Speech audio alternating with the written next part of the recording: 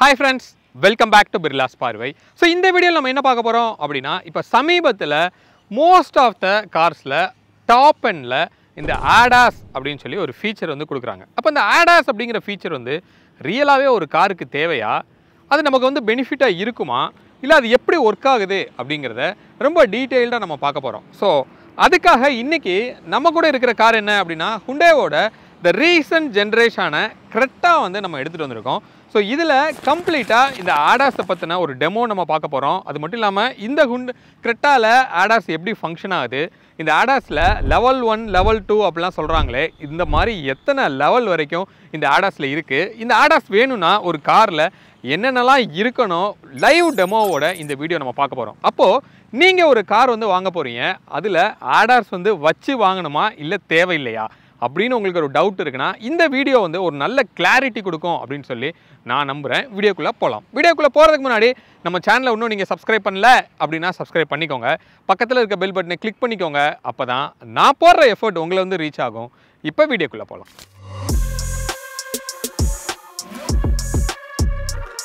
Friends, அதுக்கு முன்னாடி ஒரு ப்ராடக்ட் வந்து பார்க்கலாம். இன்வால் அப்படிங்கிற ஒரு பிராண்ட்ல இருக்கிற கார் பெர்ஃப்யூம் தான் வந்து இது. ரெயின் ஃபாரஸ்ட் அப்படின்னு கேட்டகரியில் இருக்கிற ஒரு லிக்விட் டைப் ஆஃப் பர்ஃப்யூம். இந்த ரெயின் ஃபாரஸ்ட்ங்கிற கேட்டகரிக்குள்ளே அவங்க நிறைய ஃப்ராக்ரன்ஸ் வந்து வச்சுருக்காங்க. அந்த வரிசையில் இப்போ நம்ம கூட இருக்கிறது என்ன அப்படின்னா மூன்லைட் அப்படிங்கிற ஒரு ஃப்ராக்ரன்ஸ். அப்போது ஃபாரஸ்ட்டில் இருக்கிற நேச்சுரலான ஸ்மெல்ஸை வந்து இவங்க ஒரு ஃப்ராக்ரன்ஸை எடுத்துகிட்டு வந்திருக்காங்க. அந்த வரிசையில் இது வந்து ஒரு மாதிரி க்ரீனிஷான ஒரு ப்ளசண்ட்டான ஒரு ஸ்மெல்லை கொடுக்கும் அப்படின்னு சொல்கிறாங்க. கொஞ்சம் திக்காகவும் அந்த ஸ்மெல் வந்து உங்களுக்கு இருக்கும். இதுக்கு உள்ளே இருக்கிறது என்ன அப்படின்னா இந்த மாதிரி ஒரு பாட்டில் இருக்குது. லிக்யூடில் வந்து உங்களுக்கு இருக்கிறது நமக்கு தெரியுது. அது போக இதுக்குள்ளே வந்து ஒரு பேட் வந்து உங்களுக்கு கொடுத்துருப்பாங்க. இந்த மாதிரி ஒரு பேட் இருக்கும். இந்த பேடை வந்து இதில் ஒரு பேண்டோட கனெக்ட் ஆகிருக்கு. இதை உங்களோட IRVMல ஜஸ்ட்டு நீங்கள் இந்த மாதிரி ஹேங் பண்ணிக்கலாம். ப்ராப்பராக நீங்கள் பண்ணீங்க அப்படின்னா இது கீழே வந்து இப்படி தொங்கும். ஓகே, இந்த மாதிரி வந்து உங்களுக்கு தொங்கும். இதில் நீங்கள் எவ்ரிடே காலையில் காரை எடுக்கும்போது ஜஸ்ட் ஒரு 2 ஸ்ப்ரே இது மாதிரி கொடுத்துட்டீங்க அப்படின்னா அந்த ரெஃப்ரெஷிங்கான ஒரு ஸ்மெல் வந்து நமக்கு தெரியுது.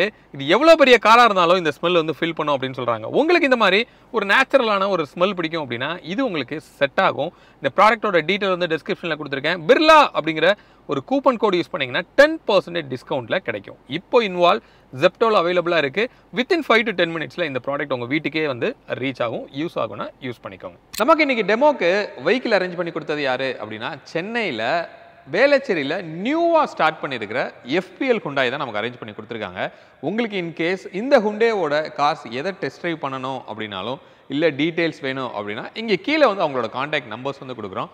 அவங்கள ரீச் பண்ணீங்க அப்படின்னா உங்களுக்கு அந்த டீட்டெயில் வந்து கிடைக்கும். ஃபஸ்ட்டு வந்து இந்த ADASனா என்ன அப்படிங்கிறத நம்ம பார்ப்போம். ADAS அப்படிங்கிறது அட்வான்ஸ்ட் டிரைவர் அசிஸ்ட் சிஸ்டம் அப்படின்னு சொல்கிறோம். அப்படின்னா என்ன அப்படின்னா டிரைவருக்கு காரால் முடிஞ்ச அளவுக்கு சப்போர்ட் பண்ணும் அப்படிங்கிறது தான். அப்போ அந்த காரால் எப்படி முடியும் அப்படின்னு கேட்டிங்கன்னா ஃப்ரண்ட்டில் இருக்கிற அப்டக்கல்ஸை வந்து அதை மானிட்டர் பண்ணுறதுக்காக ஒரு சென்சார்ஸை வச்சு உங்களுக்கு வந்து அதை ரீட் பண்ணி அந்த கார் வந்து உங்களுக்கு சப்போர்ட் பண்ணுற மாதிரி ஆட்டோமேட்டிக்காக ஒரு சில ஃபீச்சர்ஸ் வந்து உங்களுக்கு கொண்டு வராங்க. ரைட்? அப்போ இந்த ADASல லெவல் 0, லெவல் 1 இப்படிலாம் நம்ம சொல்கிறோம். அப்போ அப்படின்னா என்ன? ஒரு சில கார்ஸில் வந்து லெவல் 2 வரைக்கும் இருக்குது அப்படின்னு சொல்கிறாங்க. அப்போ லெவல் 2 தான் மேக்ஸிமம் இருக்கா அப்படின்னு கேட்டிங்கன்னா அப்படி கிடையாது. சரியா?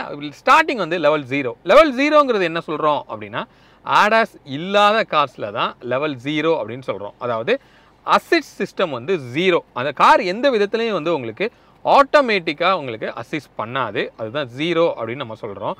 அதுக்கப்புறமா வந்து 1 அப்படின்னு நம்ம சொல்கிறோம். அப்போ 1னா என்ன அப்படின்னு கேட்டிங்கன்னா ஜஸ்ட் ஒரு very basic level of assist வந்து உங்களுக்கு அந்த கார் பண்ணும். அதாவது உங்களுக்கு வார்னிங் லெவலில் மட்டும்தான் கொடுக்கும். உங்களை அந்த எந்த விதத்துலையும் அந்த கார் வந்து கண்ட்ரோல் பண்ணாது. உதாரணத்துக்கு ஸ்டேரிங்கை கண்ட்ரோல் பண்ணுறதோ இல்லை பிரேக்கை வந்து கண்ட்ரோல் பண்ணுறதோ இந்த மாதிரி எந்த விஷயமே அது பண்ணாது. அதுதான் லெவல் 1 ADAS அப்படின்னு சொல்கிறோம்.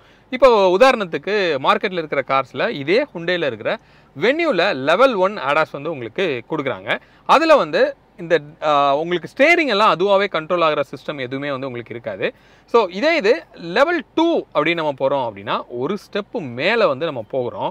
அப்போ அதில் நமக்கு என்ன கிடைக்குது அப்படின்னு கேட்டிங்கன்னா இந்த வார்னிங்க்கும் மேலே ஒரு சில கண்ட்ரோல்ஸ் வந்து காரே வந்து உங்களுக்கு சப்போர்ட் பண்ணுது. வித் உங்களோட சூப்பர்விஷனோட நீங்கள் கண்டிப்பாக காருக்குள்ளே இருக்கணும்.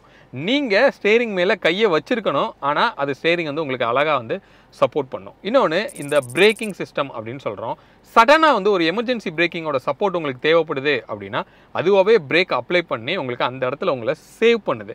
இப்போ லேன் வந்து விட்டு நீங்கள் அப்படியே இப்படி ஜிக்ஸாகாக போயிட்டே இருக்கீங்க அப்படின்னா அது உங்களை அழகாக வந்து லேனுக்கு நடுவில் கூப்பிட்டுட்டு போகும் அப்படின்னு சொல்லி நம்ம சொல்லலாம். அப்போ நான் பர்பஸாக நான் தான் லேனை சேஞ்ச் பண்ண போகிறேன்னு என்னை பிடிச்சி திருப்பி நீ ஏன் லேனுக்குள்ளே கூப்பிட்டு வர்ற அப்படிங்கிற ஒரு கொஸ்டின் உங்களுக்கு இருக்கலாம்.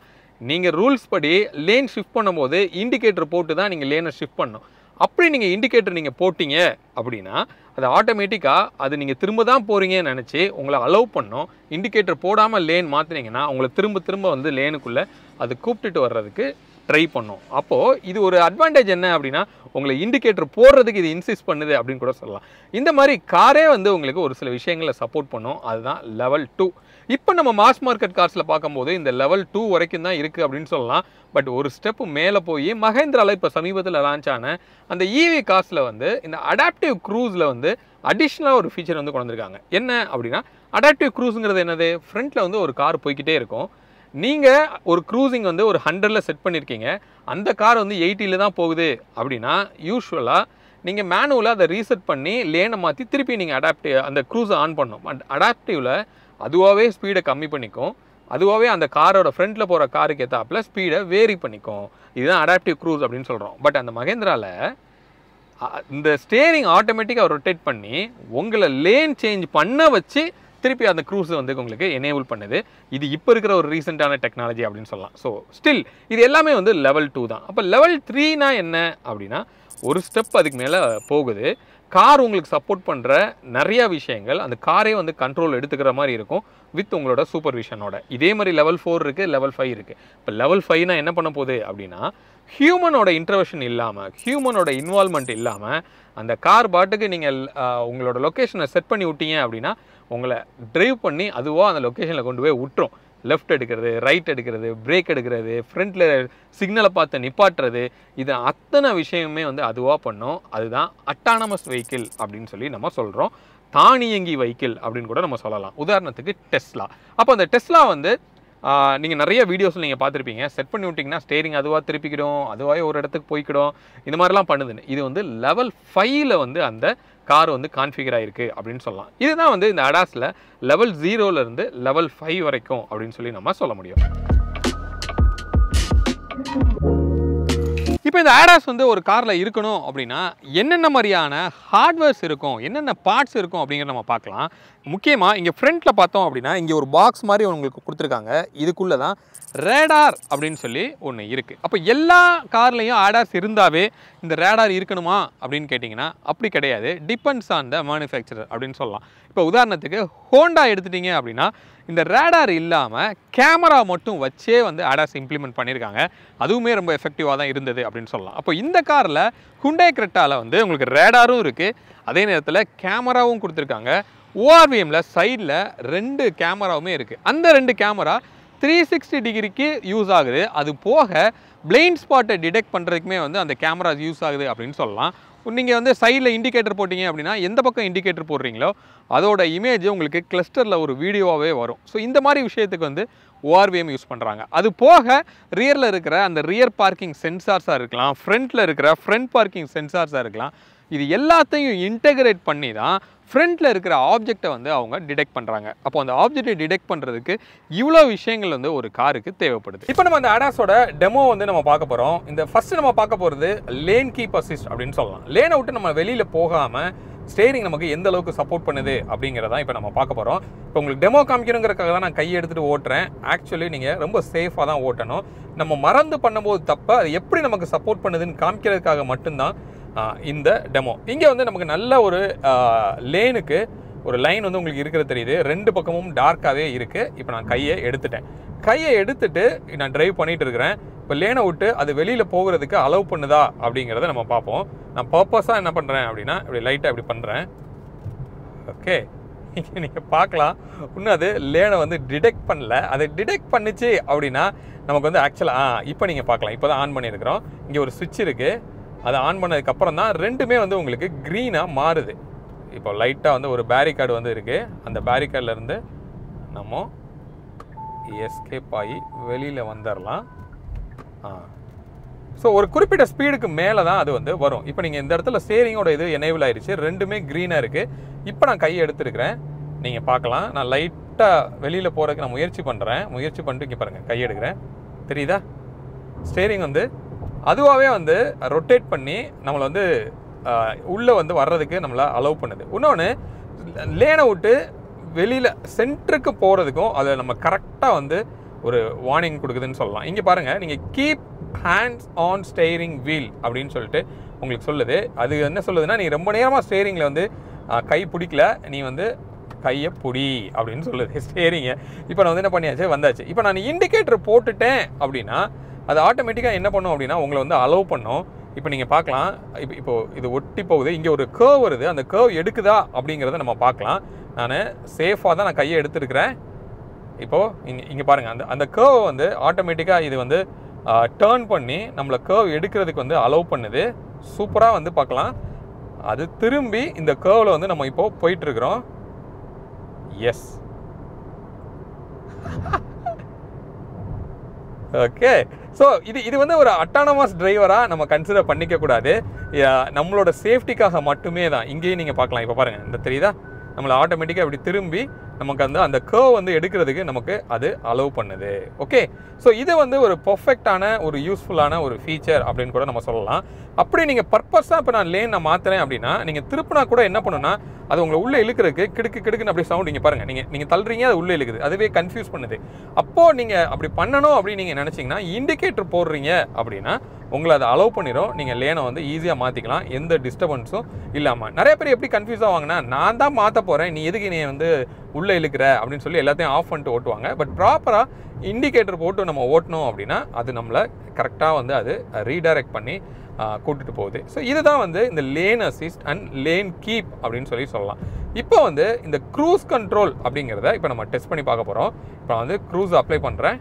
எஸ், ஒரு 78க்கு க்ரூஸ் வந்து இருக்குது, அதை நான் இன்க்ரீஸ் பண்ணுறேன். ஒரு 80 இல்லை ஒரு 90க்கு கூட நம்ம க்ரூஸ் வந்து வச்சுக்கலாம். ஓகே, ஒரு 90 கிலோமீட்டருக்கு வந்து நான் ஒரு க்ரூஸ் வச்சுருக்கேன். நான் வந்து இண்டிகேட்டர் போட்டு இப்போ அந்த காருக்கு பக்கத்தில் வந்து நம்ம போகலாம். மேபி நான் ஒரு 100 நான் வைக்கிறேன்னு வச்சுக்கோங்க. பேரிகார்டு இருக்குது, பிரேக் அப்ளை பண்ணுறோம்.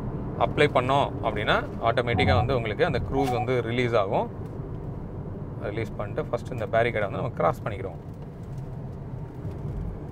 அந்த காரை சேஸ் பண்ணிவிட்டு நான் க்ரூஸை வந்து மறுபடியும் ஆக்டிவேட் பண்ணுறேன்.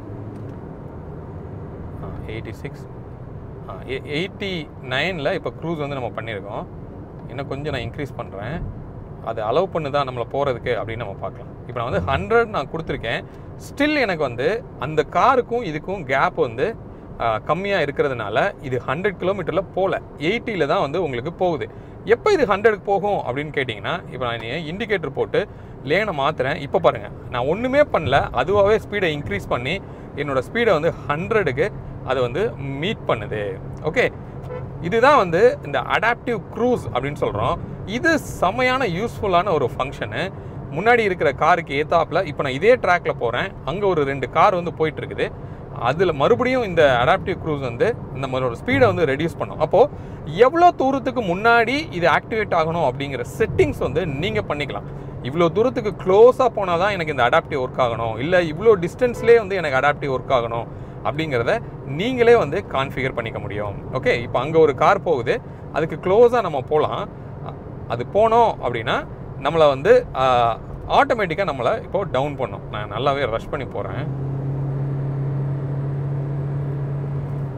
ஓகே, ஸோ இப்போ நீங்கள் பார்த்தீங்கன்னா 100ல் இருக்குது, அவங்க உள்ளே வந்துட்டாங்க. ஓகே, க்ரூஸ் செட் ஆகலை, மறுபடியும் க்ரூஸை வந்து செட் பண்ணிக்கிறோம். 91ல் இருக்குது. இப்போ பாருங்கள், அந்த கார் வந்து 91க்கு கீழே இருக்கிறதுனால எனக்கு டிராஸ்டிக்காக பிரேக் அப்ளை பண்ணி என்னோடய ஸ்பீடை ரெடியூஸ் பண்ணிடுச்சு. இப்போ அந்த கார் எந்த ஸ்பீடில் போகுதோ அந்த ஸ்பீடில் தான் நம்ம காரும் போகுது. 80ல் தான் வந்து நமக்கு இது போகுது. இப்போ நான் வந்து இண்டிகேட்டர் போட்டு நான் லேன் மாறுறேன் அப்படின்னா நான் மறுபடியும் இதை வந்து 91க்கு இந்த கார் நம்மளை புஷ் பண்ணும். இங்கே பார்க்கலாம், புஷ் பண்ணுதா? ரைட், இதுதான் அடாப்டிவ் க்ரூஸ் கண்ட்ரோல். இதுவும் இந்த அடாஸோட ஒரு ஃபீச்சர் அப்படின்னு சொல்லலாம். ஸோ நெக்ஸ்ட்டு வந்து இந்த பிளைண்ட் ஸ்பாட் வார்னிங்ஸ் எல்லாமே வந்து உங்களுக்கு கொடுக்கும். இந்த ஓஆர்விஎம்மில் அந்த இடத்துல ஒரு ஆச்சரியக்குறியில் வந்து ஒன்று இருக்கிறத நீங்கள் பார்க்குறீங்க. இப்போ இப்போ நான் அந்த காருக்கு பக்கத்தில் நான் போகிறேன், அங்கே வந்து ஒரு ரெட் கலரில் ஒரு இண்டிகேட்டர் வர்றதை நீங்கள் பார்க்க முடியும். இப்போ நான் லைட்டாக இங்கே போனோன்னா இப்போ நீங்கள் பார்க்கலாம், இந்த இடத்துல வந்து அந்த காரு நமக்கு ரைட் சைடில் க்ளோஸாக இருக்குது அப்படிங்கிற அங்கே தெரியுதா, ஒரு ரெட் கலர் இண்டிகேட்டர் தெரியுதா. ஸோ இது வந்து ஒரு பிளைண்ட் ஸ்பாட் வார்னிங் அப்படின்னு கூட நம்ம சொல்லலாம். நெக்ஸ்ட்டு நம்ம ஒரு இண்டிகேட்டர் போடுறோம், இண்டிகேட்டர் போட்டோன்னா இந்த பக்கம் இருக்கிற விஷயங்கள் வந்து நமக்கு இங்கே கிளஸ்டர்லேயே வந்து தெரியுது. இதுவும் வந்து இந்த ஃபீச்சருக்குள்ளே உங்களுக்கு உள்ளே வருது. ஸோ இது மாதிரி நிறையா விஷயங்கள் இந்த ADASல வந்து இருக்குது. அப்போ ஹைவேல இந்த லேன் கீப் அசிஸ்ட்டு, இந்த அடாப்டிவ் க்ரூஸு, இது எல்லாமே வந்து ரொம்ப எஃபெக்டிவாக இருக்கும். அதே மாதிரி பிரேக்கிங் அப்படின்னு நம்ம பார்த்தோம்னா, இந்த மாதிரி ஹைவேல நீங்கள் மறந்து பிரேக் அப்ளை பண்ணுற விட்டா கூட இவங்க பிரேக் அடித்தாங்கன்னா நம்ம காரும் வந்து பிரேக் அடிக்கும். அப்போது எவ்வளோ தூரத்தில் அந்த பிரேக் நமக்கு அப்ளை ஆகணுங்கிறத நம்மளே வந்து கான்ஃபிகர் பண்ணிக்கலாம். அப்போ அதை ஆன் பண்ணி வச்சுட்டு நம்ம சிட்டிக்குள்ளே ஓட்டும் போது கொஞ்சம் டிஸ்டர்பன்ஸாக இருக்கும். ஏன்னா ரொம்ப பம்பர் டு பம்பர் டிராஃபிக்கில் உங்களால் மூவ் பண்ணி போகவே முடியாது. அப்போ அந்த மாதிரியான எமர்ஜென்சி பிரேக்கிங் வந்து டெஃபினட்டாக உங்களுக்கு ஹைவேஸில் ரொம்ப யூஸ்ஃபுல்லாக இருக்கும். ஆனால் சிட்டிக்குள்ளே அதை ஆஃப் பண்ணி ஓட்டினா தான் நீங்கள் சேஃபாக ஓட்ட முடியும் அப்படின்னு சொல்லலாம். ஸோ இந்த மாதிரியான ஃபீச்சர்ஸ் வந்து உங்களுக்கு ADASல கொடுத்துருக்காங்க. ஸோ ஹோப் இந்த வீடியோ உங்களுக்கு யூஸ்ஃபுல்லாக இருந்திருக்கும் அப்படின்னு சொல்லி நாங்கள் நம்புகிறோம். இந்த ADASனா என்னென்ன மாதிரியான லெவல்ஸ் வந்து அதில் இருக்குது, என்ன மாதிரி டிவைஸ் வந்து உங்களுக்கு தேவைப்படும், அது எப்படி ஒர்க் ஆகுது, இந்த கிரெட்டாவில் எப்படி ஒர்க் ஆச்சு அப்படிங்கிறதையும் ஒரு டெமோவாகவே நாங்கள் காமிச்சிருக்கிறோம். அப்போ இந்த கிரெட்டாவில் ஓரளவுக்கு நல்லா ஸ்மூத்தாகவே வந்து உங்களுக்கு இதை கான்ஃபிகர் பண்ணியிருக்காங்க. இப்போ இந்த ரெண்டுமே ஆக்டிவேட் ஆகிருக்கு. நம்மளால் நீட்டாக அதை ட்ரைவ் பண்ணி நம்மளை கூட்டு போகுது அப்படின்னு சொல்லிட்டு நம்ம சொல்ல முடியும். ஹோப் இந்த வீடியோ உங்களுக்கு யூஸ்ஃபுல்லாக இருந்திருக்கும் நாங்கள் நம்புகிறோம். மீண்டும் அடுத்து வேறு ஒரு வீடியோவில் உங்களை வந்து நாங்கள் சந்திக்கிறோம். அது வரைக்கும் உங்களிடமிருந்து விடைபெறுவது உங்கள் பிர்லா.